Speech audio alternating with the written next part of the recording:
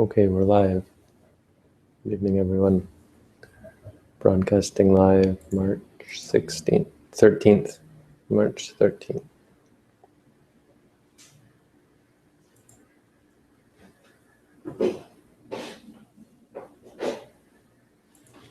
Today's quote is on 3 types of thought.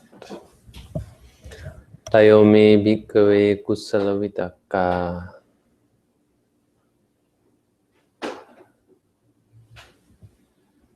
Ananda karana. There are these 3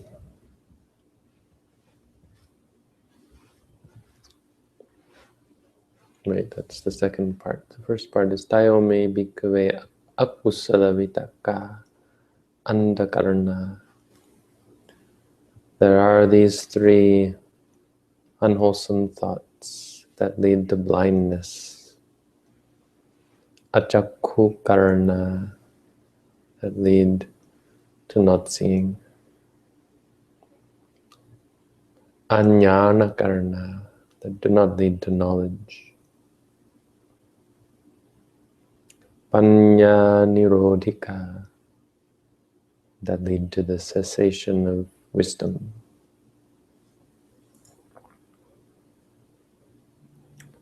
Vighata pakkika, that are on the side of vexation, lead to suffering. Anibana sangvatanika, that do not conduce to nibbana.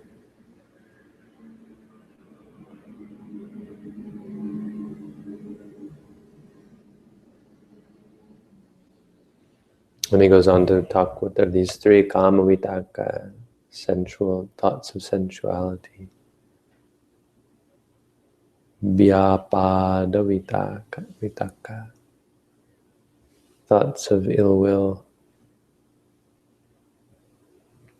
And vihingsa vitaka, which is thoughts of oppressing others or abusing others.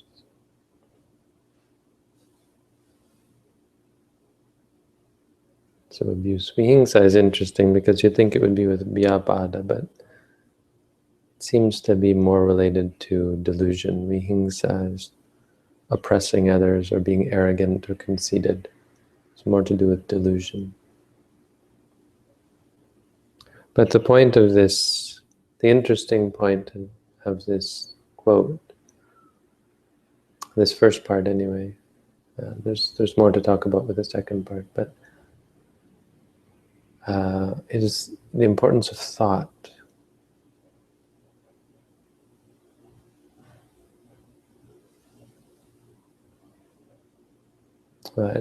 Just of this quote in general, that it brings up, before we get into the details of these types of good thoughts and bad thoughts, we have to understand this is a crucial distinction between Buddhism and say Hinduism or Brahmanism of the time, which held that it was our actions that were most important. And to some extent, this is how we're more inclined to think in modern times, that it's our actions or our physical circumstances that are most important. If we're suffering, if we have problems in our life, they can be fixed by changing our situation. All we have to do is just run away from our problems, change the conditions, external conditions, do something to fix the problem, and all will be well.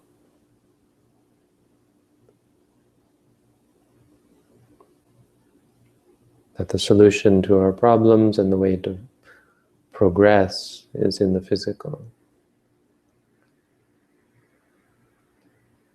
When in fact that's not in Buddhism, from the Buddha, there was this new idea or, I guess at least maybe not new, but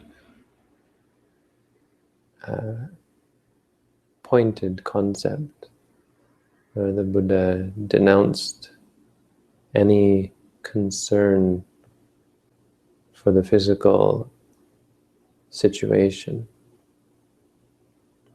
That the answer to our problems, the answer to the question of how to be free from suffering, lies not in the state of our body, but in the state of our mind.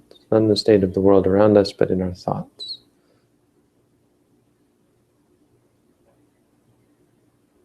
And so this, it's not really what he's saying in this quote, but this quote is in the context of the importance of thought.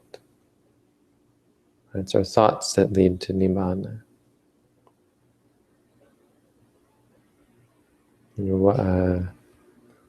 We don't often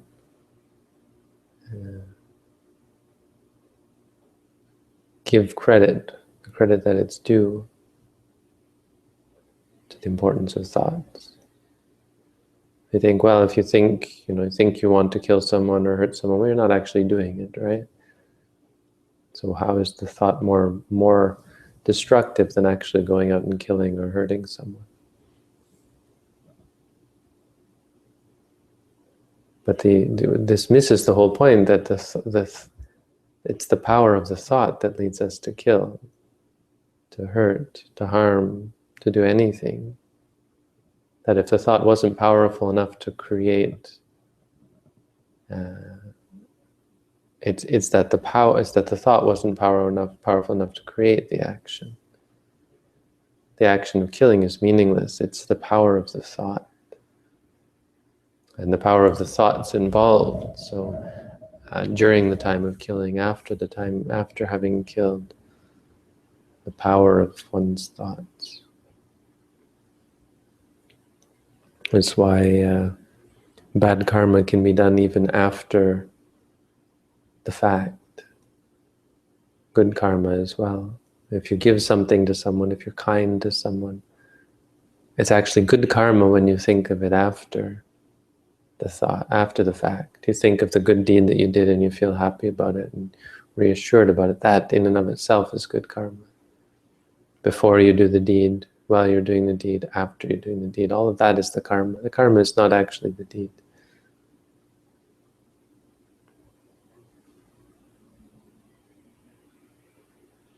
And so that's the context here. I mean, that's an important point to keep in mind, that this isn't just some side issue.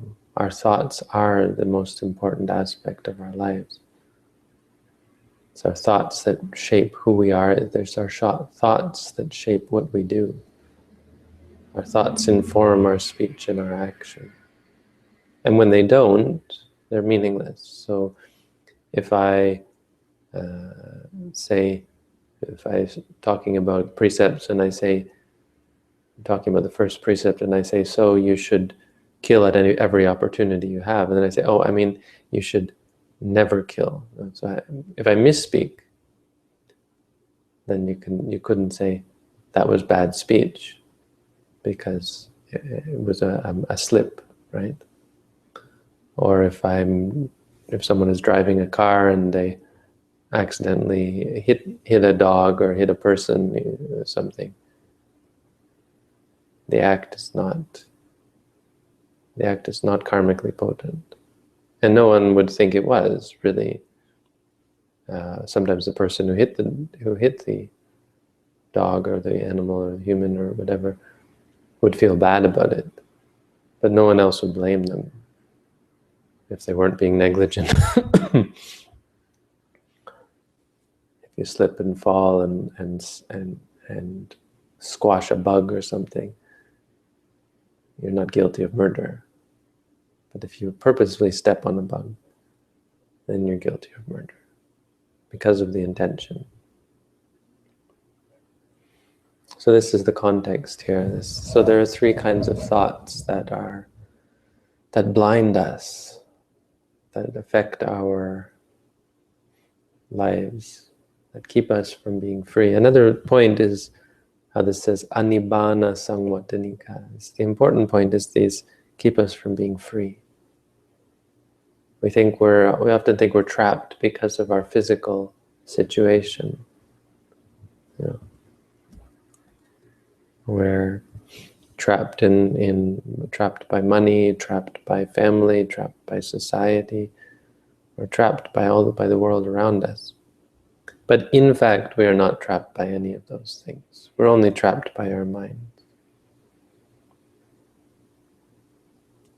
Now, of course, the body is useful in finding freedom. For example, if you didn't have the opportunity if you didn't have the knowledge, or if you didn't have a computer or so on, you wouldn't be able to listen to this without physical support. So actually getting to see the Buddha, or getting to hear the Buddha's teaching, or the teaching of someone following the Buddha, that kind of thing, requires physical support. But in fact, it's the knowledge and the understanding that frees us. It's our thoughts that keep us tied. And this is crucial because we think other things are keeping us tied down. So things out of our control, we think.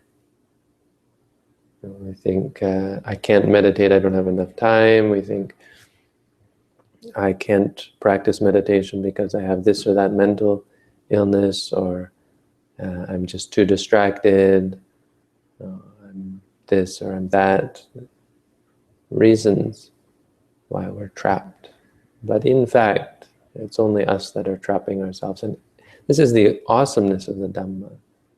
It's that at any moment we can begin to free ourselves. We can work to free ourselves anytime, anywhere. There is no limit. There is no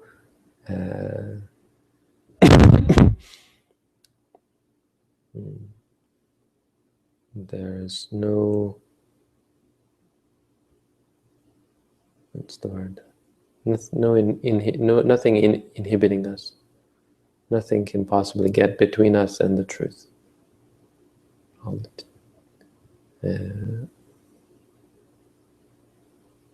At any moment we have this opportunity. And we can start at any moment. So we start by looking at our thoughts. We start usually by looking at the body, but only because, again, the body is a tool that allows us to, kind of like sneaking up on an animal in the jungle. You can't run around the forest looking for deer. The hunter has to stay where they know the deer are going to come. So they stay by the water and they watch the water. If someone came and saw them, they'd think they were hunting water. But they're not. They're staying by the water because that's where the deer comes. And the mind is the same. If you stay with the foot, you stay with the stomach, as we do when walking or sitting, the mind will come there as well. And then you'll be able to see the mind. So you'll see thoughts of sensuality, you'll see thoughts of ill will, you'll see thoughts of oppression, and you'll start to learn about these things, because the ordinary way of dealing with them is to follow them, to take them as the agent, as the tool. I'm angry at you, so I'll attack you. I want something, so I'll go get it. We use the wanting. Wanting means needing, or means should. I want something, therefore I should get it. I don't like something, therefore I should change it. And this is the wrong way of going about it. This is actually reinforcing these thoughts. This is what ties us to the world. When you want something, the way to solve that is to stop wanting. The problem is the wanting, not the not getting. When you dislike something, the problem is the disliking. It's not the thing that you dislike.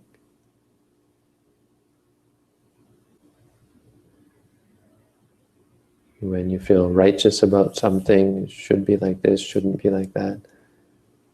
That's the problem. And it's not to us to try to change things.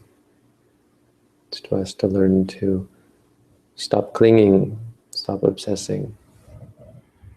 So that's in regards to the three thoughts that get us stuck. Now I'm interested in the other three because they're not the ones I'd normally think of. Nekkhamma vitaka, well that's the first one. Nekkhamma is renunciation, so that's the opposite of kama vitaka. Kama vitaka is thoughts of sensuality, of seeing good sights, hearing good sounds, smelling nice smells, tasting nice taste, and feeling nice physical feelings. We want all of those things, right? So nekkhamma is letting go of that. Nekkhamma. Nekkhamma seems horrible, really. When you think about it, it means giving up all the things that you desire, all the things that you seek pleasure in. We would say all the things that make us happy. What's left, right? What's left once you give those things up? It's made worse by the fact that when you start to give them up, you go into withdrawal, like a drug addict. When you give up entertainment, when you give up romance and sensuality, your whole being will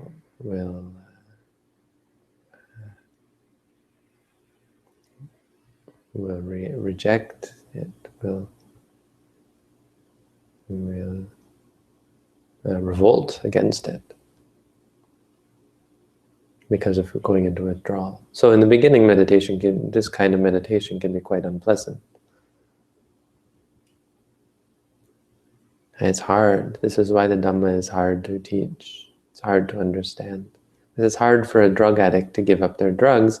It's hard for their mind to get around the fact that they're actually going to be happier when they're no longer under the power of this fever, this delusion of finding happiness in drugs. This is what it's like for all of us. We're intoxicated thinking that we're going to find happiness, and intellectually we know it's not bringing us happiness. You can watch and say, man, I'm addicted to this and that. And intellectually it's easy to see, but emotionally very hard to see. The thing about true happiness is you can't cling to it. It's a problem. Because you attain it, and your mind doesn't cling to it. Your mind doesn't say, yes, that's what I want, because it's not about wanting. And so you still want the things that don't bring you happiness, because they're associated with wanting. Wanting will always be associated with the things that don't bring you happiness. With the things that induce more wanting, that are related to wanting, that are related to the addiction cycle. Happiness is not something you can want. And so it actually is quite difficult to find true happiness. It's something that, in a sense, you have to work at.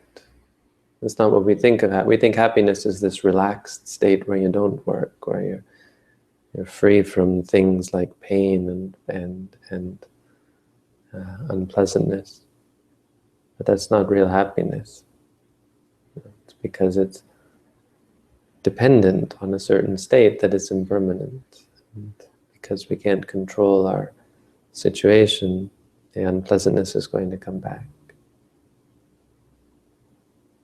So trying to run away from it, trying to escape it, is never going to be the answer.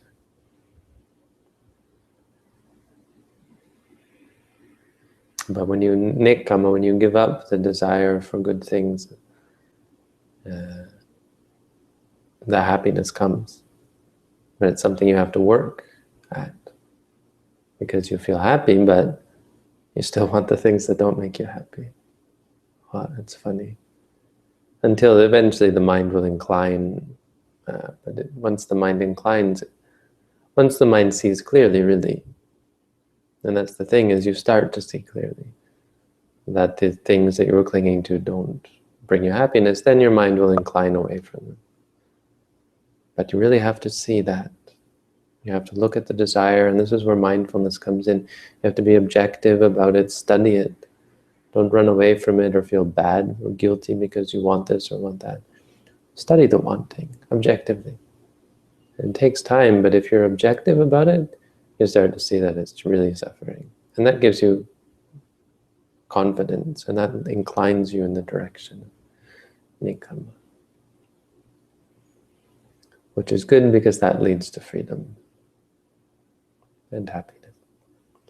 And the second one, okay, so he's got these translations wrong, which is why I didn't understand it. What was the second one? Love. Yeah, it's not love, it's not the translation. I get where he's going, but abhyapada vidaka.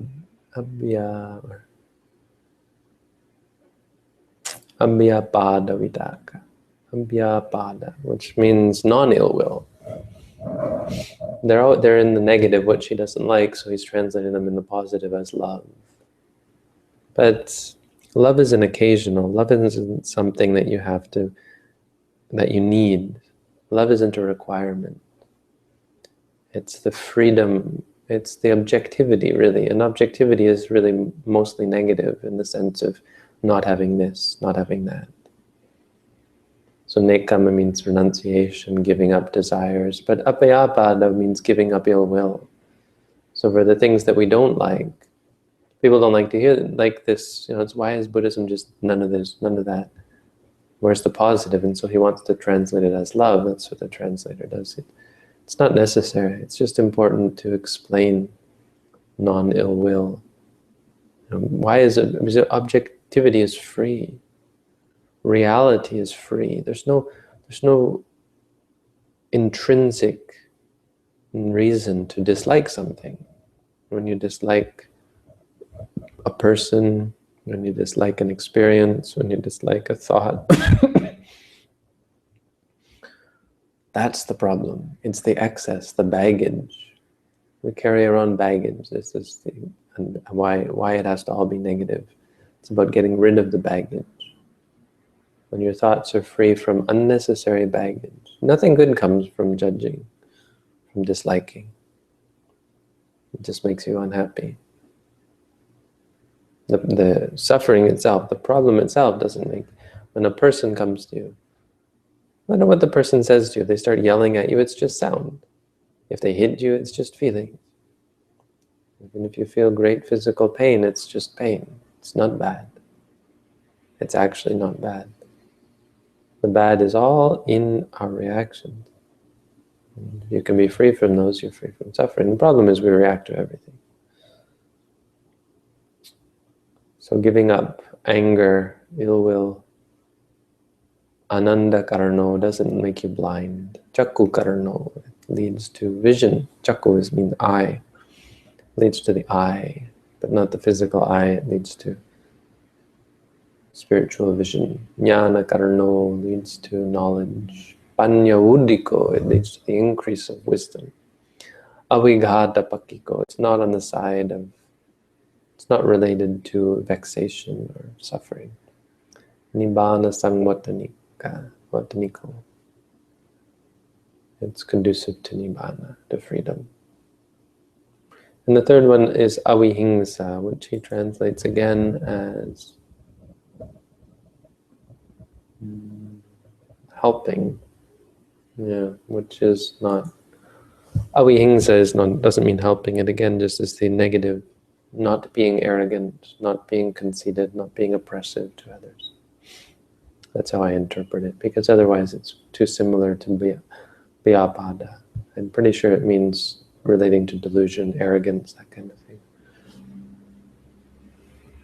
When you oppress others or are judgmental, condescending, conceited, arrogant, self-righteous, all of this, inflated, this kind of thing.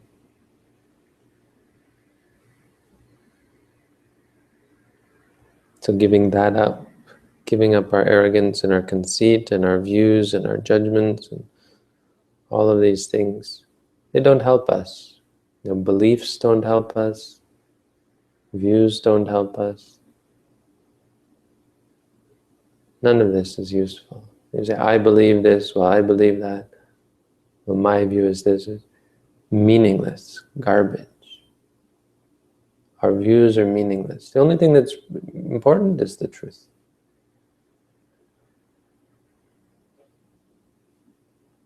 Which, I guess, the idea when we say, I believe this is the idea that we think it's true. And for many of us, that's as far as we get. We never are able to get beyond thinking that something's true. And so we think that, that's why we start saying, I believe this, because we think belief is as far as you can get. Which in fact it's not. Knowledge is possible, and that's what the Buddha says here. There are things that lead to knowledge. When you give up your views, when you give up your conceits and your arrogance and all of this, and when you look at reality, well, when you look at reality, you become very humble, because reality kind of bites. Specifically, the reality of our minds is kind of messed up. Our minds are all crazy and messed up and really ugly to look at. It's very humbling to practice meditation for most of us. For anyone who has arrogance, it's very humbling because you see how awful we can be in our minds. You see how useless we are. You know, before you come to meditate, you're kind of proud of yourself. Everyone has some pride of themselves. And if they're not proud of themselves, they have an idea of what they want to be, you know, and they're aiming for.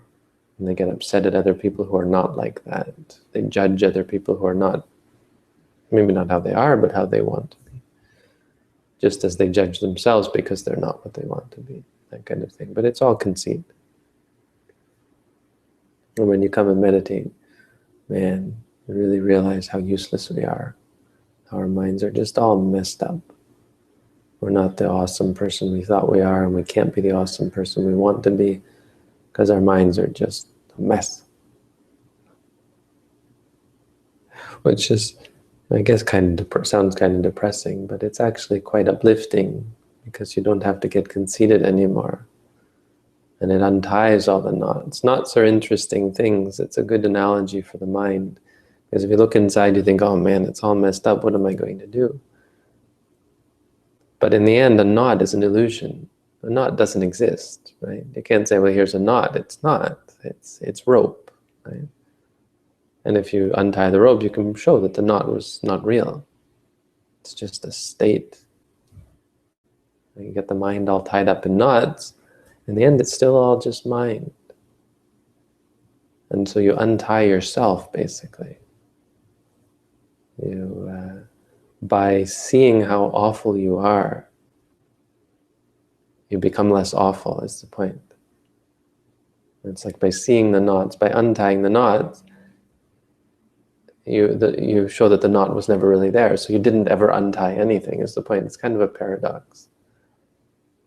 In the same way the mind is a paradox, in the sense of you untie yourself, you become disgusted with yourself, which actually makes you less disgusting. You become fed up with the way your mind is, which actually stops you obsessing about the mind, and so you become more calm and more natural, more peaceful, more wise, you're more wise when you start seeing how stupid you are, that kind of thing.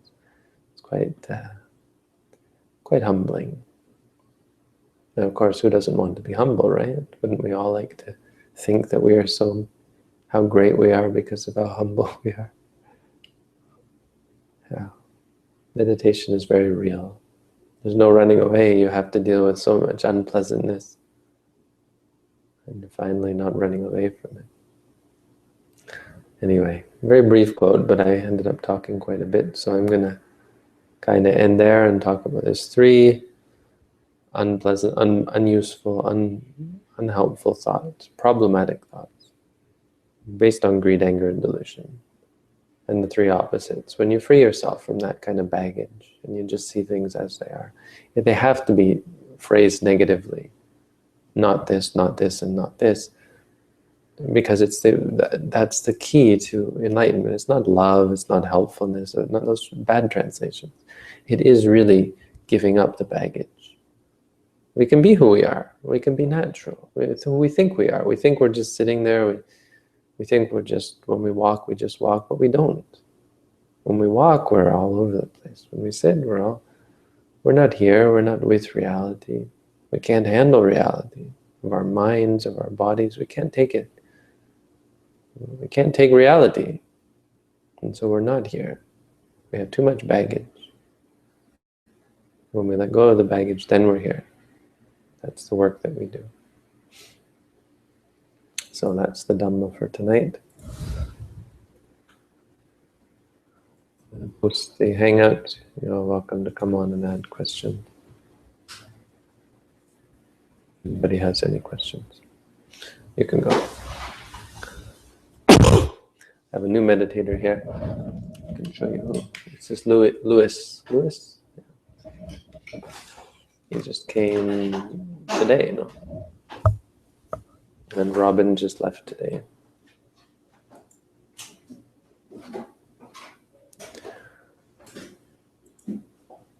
So we actually have room, you know. I told Vanessa we didn't have room until the 19th, and we do have room. So maybe I should contact her. She could come early. Hi, Tom. Hello, Bhante. So I've had a problem this week with my health, and I know you have too recently. I had about 48 hours where I pretty much coughed nonstop. And it affected me quite a bit in trying to meditate. So I would like your observation on how you deal with that when you're going through that process and it just wouldn't stop coughing. Mm-hmm. You're asking for my technical advice, if you will. The sickness can be really great at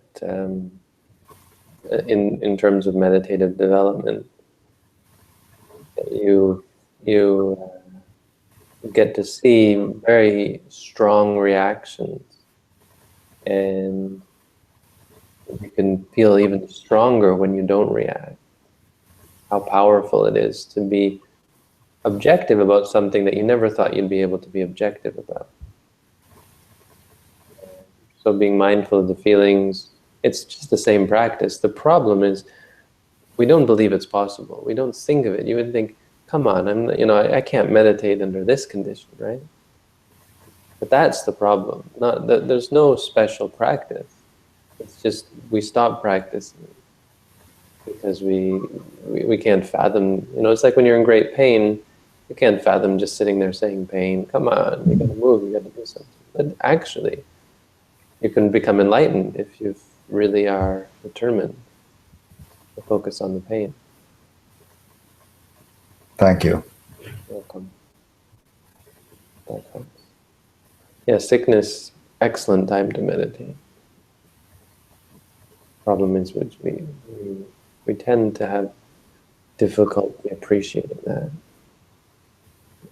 It's habit, when something strongly negative comes, of course we react strongly negative. I get attached to being so uncomfortable. Mm-hmm. I think was what was happening. So I'm not over it yet, so I'll try to incorporate that. Good luck.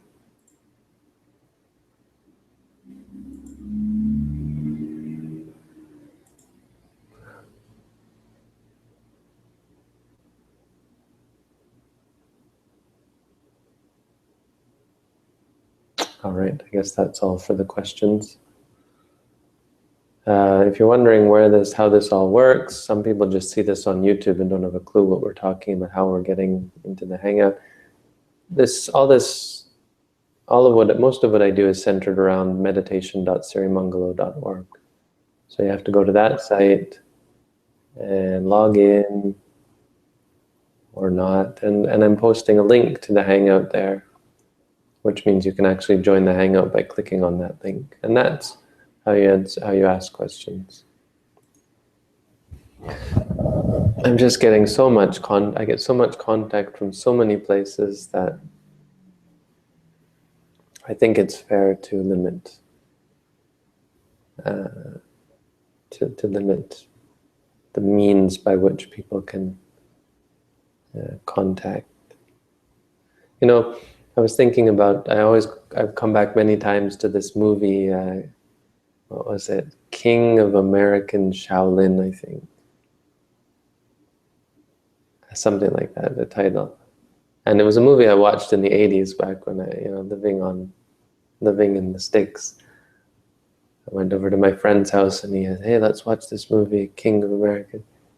And it's a pretty crappy movie, I think. But the one part that I remember was before they let him into the Shaolin monastery, they wouldn't let him in because he was a foreigner.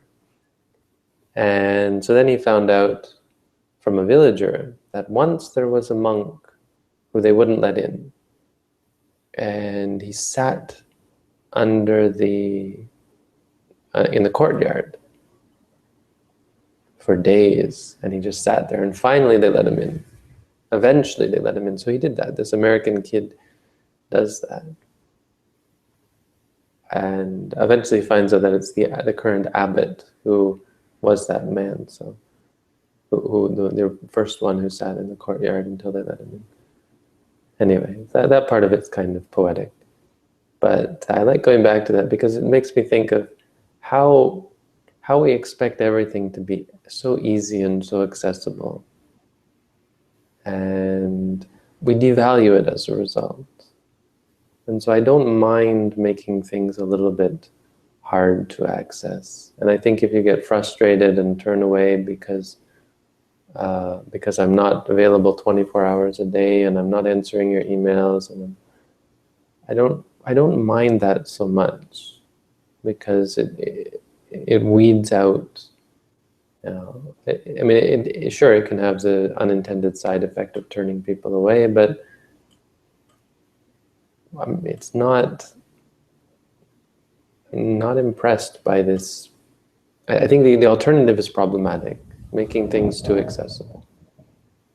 And I think making things impossible to access, that's a problem.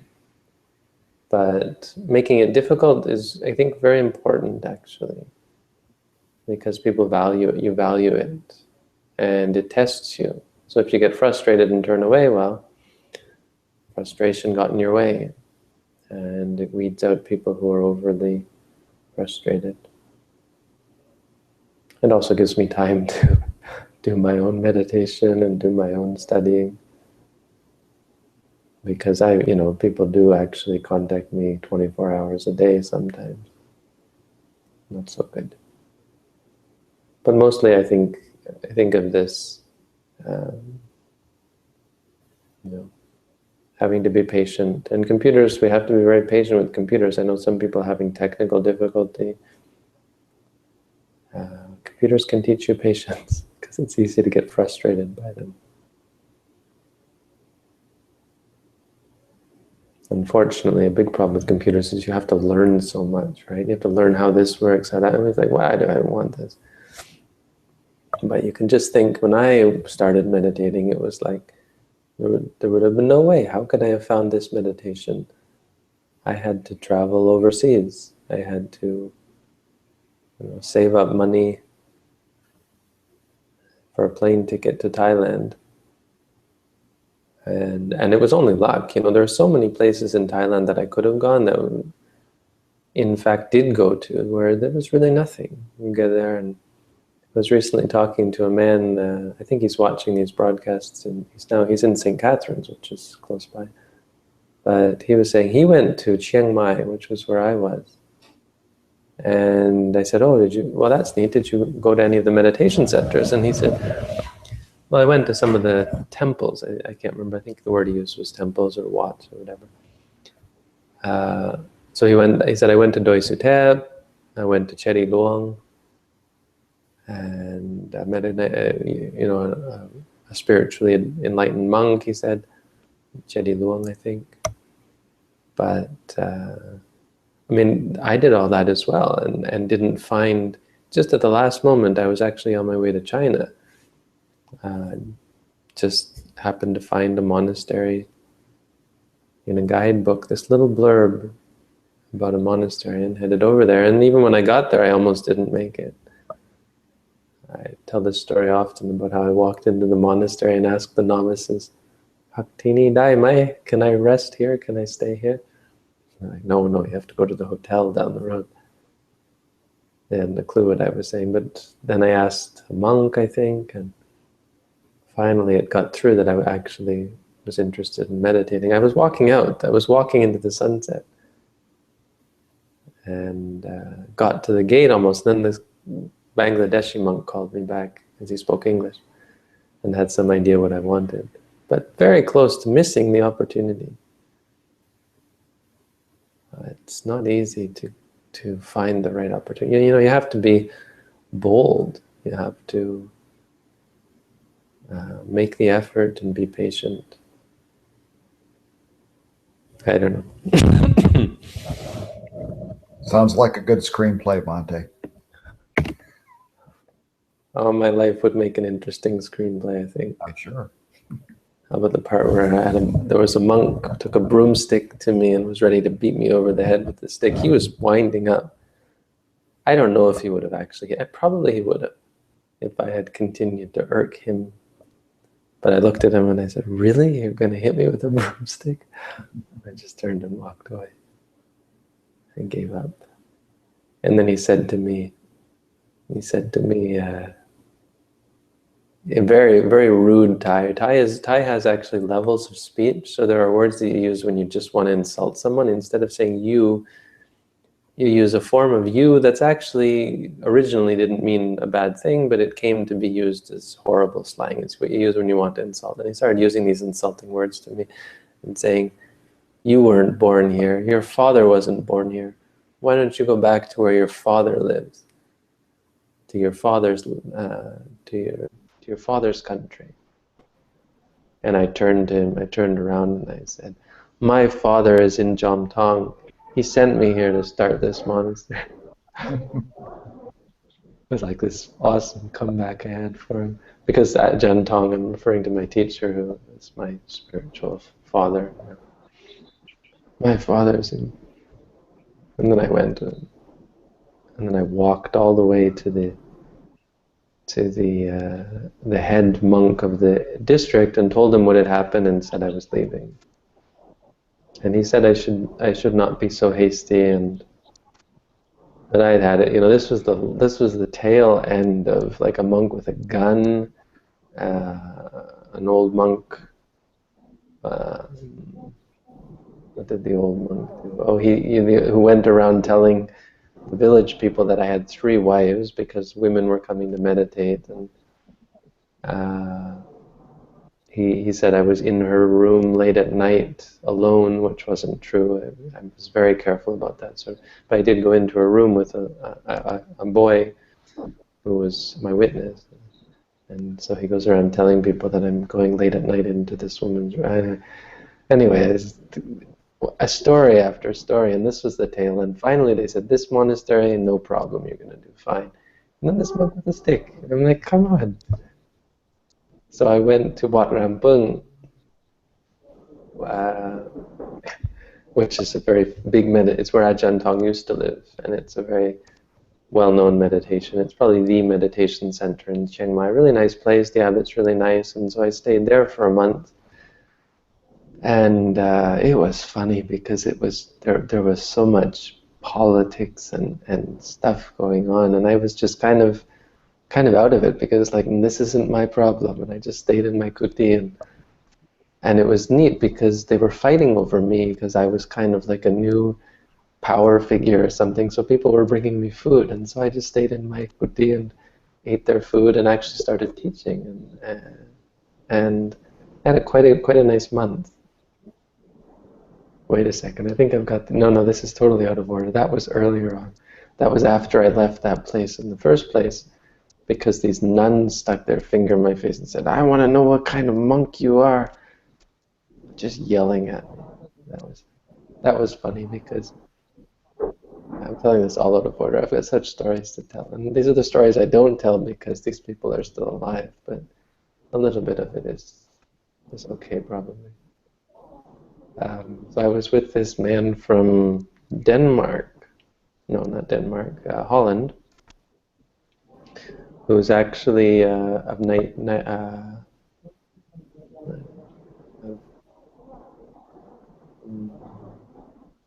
Suriname origin. His family is from Suriname. I think he grew up in Suriname, actually. And he said to me, "Come on, we got to go talk to these nuns. You know, they're not angry." I said, "They are angry." He said, "No, they're not angry. We got to go talk to them. Come on, we got to sort this out." I said, "Okay, but they are angry." And he said, "No. I just talked to them. They're actually quite." And as soon as we got there, they boom stuck their finger and started yelling at me, like really yelling, actually yelling, you know, red in the face yelling. And I turned to him and I said, "They're angry." And so then I told them I was leaving, going to find another place, and anyway, long story after story after story, and then finally there was the monk with the broomstick, and I think that was the end. That was where I said no. I think that was the last straw when I decided to come back to Canada. Didn't have much luck in Thailand. A lot of good stories though. I'm not trying to say I was, it's not me the protagonist, everybody else the antagonist. I was messing up as well. And, I mean, mainly messing up not being able to cope with the Thai system. Not touching money, which is a big no-no because it's sad. That part is sad, really. That part I stick by. But not being able to show respect. And there was an expectation as a foreigner that I should always think of myself as a guest, as a visitor. And so there's a lot, you have to say good things about the Thai society all the time. And you have to you have to follow the orders of the elder monks and that kind of thing. I made social mistakes of not being able to play the political game, which I don't know. I don't know if I ever could. It may be a failing of not being able to play the political game. I didn't like having to bribe. I think in the end, a big part was having to bribe monks, having to bribe lay people. Bribery is a big part of the society. Anyway, don't want to talk bad about Thailand. There's some really good people in Thailand. I've met some wonderful people there. But if you ask me where I'd like to live, Sri Lanka, far nicer place. As a monk, for sure. Living in Sri Lanka is just awesome. Besides the leeches and the snakes and the scorpions and the malaria, the dengue, the lightning strikes. We almost got hit by lightning several times, and our buildings got hit by lightning several times. You could feel it in the floors sometimes. If you couldn't touch the concrete floor because, remember the old monk there? He couldn't speak English. I couldn't speak Sinhala, and he pointed to the little mat, and he said, "You have to stand on this." I said, "Yeah, I know."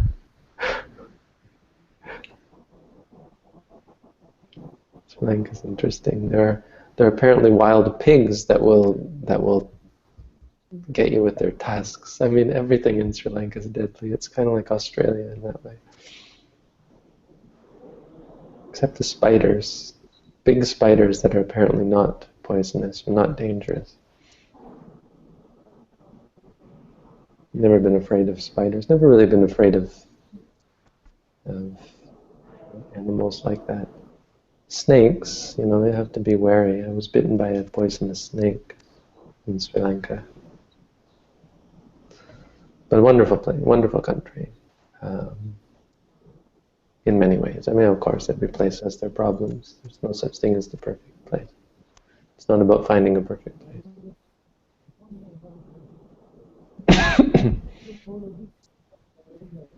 Hi, Robin. You're home. I assume you're home. Where are you? No, You're not can you home. hear me? Okay, do I have audio? Yeah, where are you? Buffalo, New York. You what? Do I have audio? I'm in Buffalo, New York. Oh, Buffalo, New York. You crossed the In border Buffalo. already? Yes, we just crossed the border.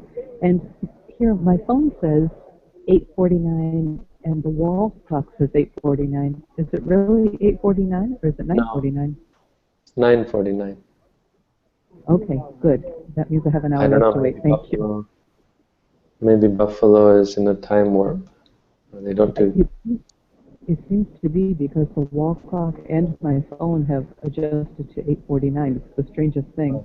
So, Huh. That is but as strange. long as it's 8:49, then I'm good with that. I think America changes their time at the same time we do, don't they? This morning. Yes, we do.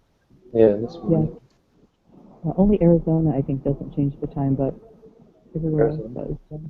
Yeah, Arizona doesn't change the time at all. I was just reading an article that says there are more traffic accidents tomorrow. Traffic accidents go up tomorrow. We'll probably see, statistics show that tomorrow traffic accidents will go up ostensibly because of daylight savings time. Because we lose an hour's sleep. Most people lose an hour's sleep. It messes with your system. There's no reason to have it. Anyway, I don't know if that's such a Buddhist thing to say because we have to adapt, but I guess the Buddhist lesson you could get out of that is humans are crazy. We do crazy things. And our reasons for doing things are all messed up. It's not about which system of government you have or who wins. It's about the state of mind. So you always have to take everything with a grain of salt. I mean, even Bernie Sanders, this guy who I just think is just awesome, he's not really awesome. I mean, he would go to war if he had to, and he believes in, I'm sure he's not perfect, is what I'm trying to say, and he probably doesn't meditate, so his clarity of mind is going to be muddled by his views and opinions. But for the most part, he's got this very, this kindness and this desire to help under everything. I mean, he seems very fake now. It seems like he's faking it up to try and, because he has to play the part, and I get that, but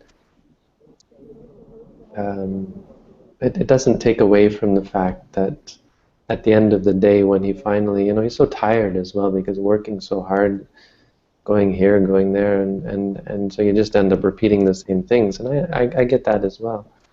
But underneath, I see that he has kindness, and he cares. It's not, his views and his opinions are not bad ones. But and they haven't changed in many, many years. No, yeah, that's the other thing, is he's consistent, and he's always been fighting to help people who need it. So, I can't endorse, and I can't, work for the Bernie Sanders campaign, but I certainly encourage everyone out there to actually take a look at this guy. But what I wanted to say about that is that in the end, it's not the political system. It's the mind state. I mean, which is why Bernie Sanders makes it interesting from a Buddhist point of view thing. But I mean, more important is all of us. And society doesn't. One of the things he says as well is that society doesn't change from the top on down. It's not the president who makes the country change. It's from the bottom. Change. He said this. Change has always come from the bottom on up. That's how it's come. I totally agree with that. I mean, we interpret that from a Buddhist point of view. The goodness of a country, the happiness of a country, the happiness of the world. It's not something that comes from having the right political system or getting the right president or that kind of thing. It's what comes from all of us. There was a really good, we had a meeting today at Hamilton Interfaith Peace Group. The board met today. just we meet in people's living rooms. It's kind of nice, really nice group of people. And we watched a video on Dodd, Michael Dodd, TED Talk, D-A-W-D. I bet someone here has seen his talks. He talks about, he's Christian, but he talks about God being reality and how we have to respect reality. And he talks about evidence being his gospel or something. I mean, it's really quite palatable from a Buddhist point of view, for the most part. And he says when we don't pay attention to God's word, but what he means, he qualifies it every time. He says, meaning if we don't pay attention to reality, we'll be punished. And I mean, that's really true. Reality will punish us. Reality, if you're out of line with reality, it's going to hit you in the face or slap you smacked in the butt. What's the saying? I don't know. You're getting it hit hard. That's how karma works. I mean, and he's mainly interested in climate change because Christians, a lot of Christians are ignoring the evidence. And it's really, I mean, as a Christian, that must be frustrating to him. Apparently 41% of Americans, and we were arguing this because he said something like 41% of Americans believe there's no point in worrying about the future because the end of the world is coming. End times, the rapture. And we were saying 41%, it can't be 41% of Americans, maybe 41% of Christians or something, but I don't know. It's probably some ridiculously high number of people. Another thing about Bernie Sanders is he's mentioned Buddhists like, what was he talking? He was saying, I don't know, I just like listening to him. He said something about, because there was a question about religion. What was his religion? And he said, whether it's Christians or Jews or Muslims or Buddhists, we were the fourth in his list. That was pretty cool. That's pretty aware. Well, in America, we have religious freedom as long as it's the one that you believe in, I think. If you stray from the norm, I guess, then it gets called into question. Right. Yeah, one thing was interesting in this talk by Michael Dodd is he said the problem is people are becoming atheists. You know, what we're seeing, because Christianity or religion is not interested in science, kids are leaving religion in droves, and he said they're even becoming atheists, like as though that was just a horrific thing. And so I was sitting there, and I knew actually everybody else in the group was probably not an atheist, but you know, in a sense, what this guy was talking about, is very much atheistic. But it's kind of interesting how he talks about reality as being religious, being spiritual, and in the sense of not objectifying nature, which is, I think, fairly Buddhist, in the sense of not objectifying, say, animals, for example.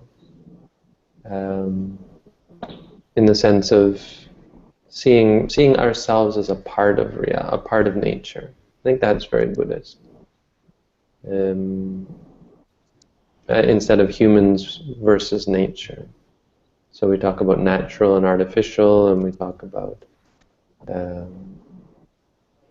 human world and the natural world, the environment. But we are part of the environment, is I guess the point. I think that's fairly Buddhist, is not having this dichotomy.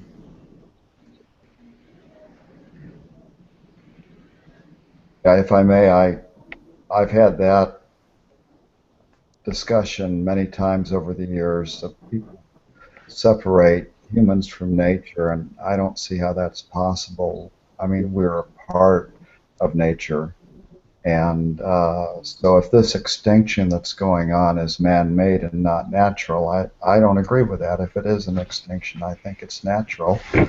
We're part of the natural world. For sure. But on the other hand, it's not inevitable. Just because we're part of nature doesn't mean we're part of a machine that is inexorably heading towards one direction. Because on the other hand, it's all about us. It's all about the individual. We each have our own universe, which is quite empowering. I'm the most important person in my universe. You are the most important person in your universe. Be the most important person in the universe. I think it's quite empowering. It turns the whole universe into your playground, which it really is. You can do what you want. You know, there are rules, but it's your game. You're the star of the show.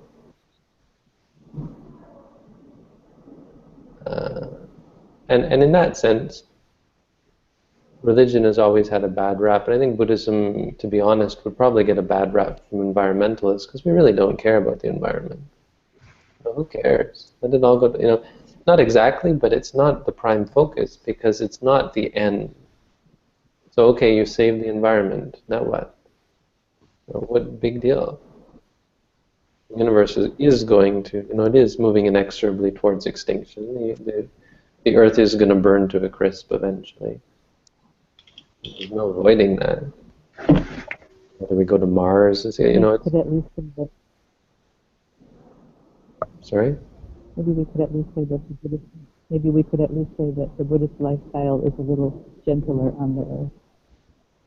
Yeah, but I don't think that's the point. I mean, we're not being Buddhist in order to save the environment. It's really, I guess. No, it's just a byproduct. But you could say to someone who criticizes, you could say, well, come on, you know, you think Buddhists are going to destroy, a Buddhist lifestyle is going to be bad on the environment? You don't realize that being Buddhist is going to, it makes, so in that sense, it kind of makes the issue moot, or it's not important to focus on the environment. It's just like, well, yeah, at least it's not important to focus on the environment because once you give up greed, consumerism ends and overconsumption, over taxing our resources. I mean, like the Dalai Lama said, what's the problem with overpopulation? Well, people should just become monks. We need more monks. You know, he's talking about China, right? They talk about overpopulation, too many people. Well, we need more monks in the world.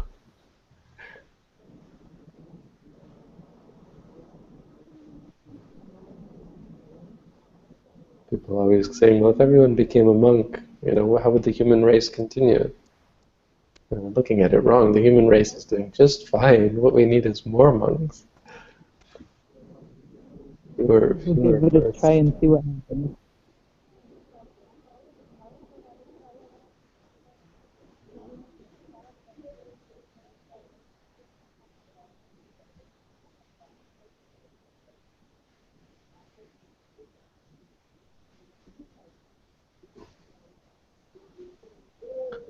Someone did contact me recently by email. Remember after last night we asked about a steward? Right after that, someone did contact me about becoming a steward.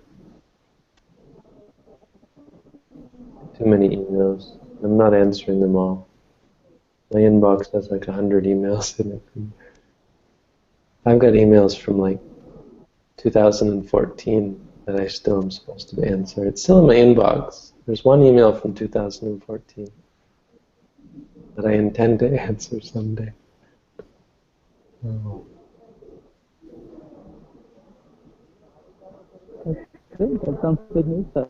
That someone is interested.